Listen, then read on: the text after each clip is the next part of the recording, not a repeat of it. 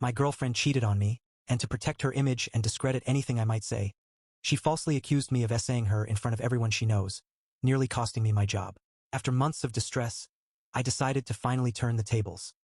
I asked my crush Kate of 3 years out on a coffee date. 3 dates later, we made things official. For the next 7 months, our relationship felt too good to be true.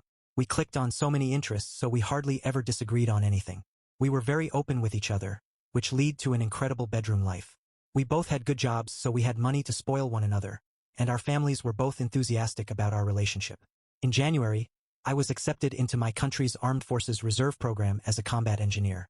I underwent basic training from February to late April, and was up until then the hardest thing I had ever done. There were several times I thought I wouldn't graduate, and the only thing that kept me going was Kate's words of encouragement over texts and calls. She was there when I received my BTC certificate, and never let me forget how proud she was of me. As part of my job in the reserves, I would have to go away in the summer for advanced training between early June to late August. Kate fully supported me going 400 kilometers away to the training center and spending almost our entire summer break on work to further my military career. The summer was brutal on me. I was a social outcast from every clique that formed on our course, and was the butt of several jokes. My self-esteem plummeted through the floor, but Kate's belief in me was what made me prevail. I passed as 5th best on course, and I owed it all to her. The things between us started to sour after returning home. According to her, I wasn't as spontaneous and outgoing as before I went away. I was dismissive, took small jabs and jokes as personal insults, and would rather stay in, watch movies, and get intimate instead of going out. Unbeknownst to both of us, I had developed some nasty social anxiety due to the events of the summer, and it started affecting our relationship. Nearing our 2-year anniversary in 2018, we got into a heated argument over a small misunderstanding, and subsequently broke up. Our relationship became increasingly strained, and the tension between us was impossible to ignore. I was incredibly distraught, before she texted me 3 days later and said she wanted to try and fix things. I didn't see her for 3 weeks, but we kept in touch every day, slowly mending things. When we officially got back together, nothing felt the same. Every time I talked with her, it was as if I was walking on eggshells, and it only worsened my anxiety, which in turn hurt our already damaged relationship. Then things finally came to a head at the end of July. While in school, Kate had met a dude named John. She saw in John what she used to see in me, and they quickly became very close friends. He consoled her through our breakup and every little time I messed up afterwards. For the record, I knew of John, but never thought Kate would ever do anything with him. One night after work, we had planned for me to stay the night at Kate's place. I arrived to see the two of them chilling on the living room couch. Kate said that John had dropped by for a spontaneous visit, and he was just leaving. After John left, she became cold and distant. I slowly accepted that our relationship was dead, and asked her how things were between us. She echoed my thoughts, and we agreed to break up the next day. She said I could stay the night one last time, seeing how it was late and she was still worried for me. From there on until she fell asleep, Kate became uncharacteristically glued to and protective of her phone. In the past, she wouldn't care if I had glanced over to catch her and her friends texting about whatever, but now she did her best to hide the screen from me. I asked her about it, and she said it was private stuff, which only raised more questions. After she fell asleep, curiosity got the better of me. I unlocked her phone, I knew her passcode, and found hundreds of messages between her and John. Messages about how she was now single, how exciting it was that they could now be a couple in public, and laughing at me about every little thing I did. I quietly sobbed as I read through each hurtful text. As I read their cruel words, the weight of my heartbreak pressed down on me, leaving me unable to breathe or think clearly. My crying wasn't as quiet as I thought. Kate stirred, and once she realized what I was doing, she threw a fit. I couldn't find the anger or words to combat her, so I just grabbed my stuff and left, with Kate shouting and yelling at me the whole time. It was late in the morning when I got home. I just broke down and ugly cried all night. I called in sick from work the next day, and spent it sulking in my bed.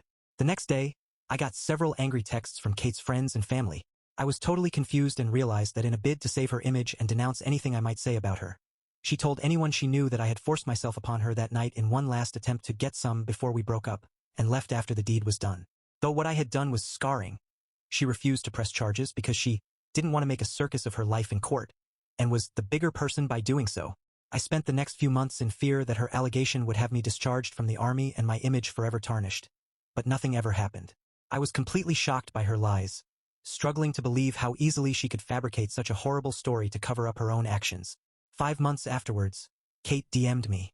After pleasantries, she basically apologized for the whole thing, and actually admitted to faking it, though she would never publicly admit it to save her own reputation, my image be damned. This angered me, But I kept cool. I screenshot the texts and continued talking with her. Over the next 3 months, she entered into a cycle of events as follows. Complain about a current life situation, usually about John screwing up in their relationship in one way or another and asking for advice. Lamenting our relationship, how I never screwed up like John did, how she wished we could go back to the way things were, blah blah blah. Ignoring me because John finally pulled his head out of his ass, did some huge romantic gesture, and saved their relationship. Going on a smear campaign on social media about our relationship, employing her friends for help, knowing in full that I would see it all and trying to bait me into an argument.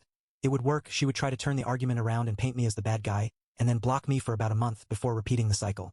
This happened 3 times like clockwork and always left me burnt out and broken, but a part of me wanted it to happen. Each time it did, I took screenshots of every damning thing she said. I had a full SD card of everything I compiled before I finally decided it was time.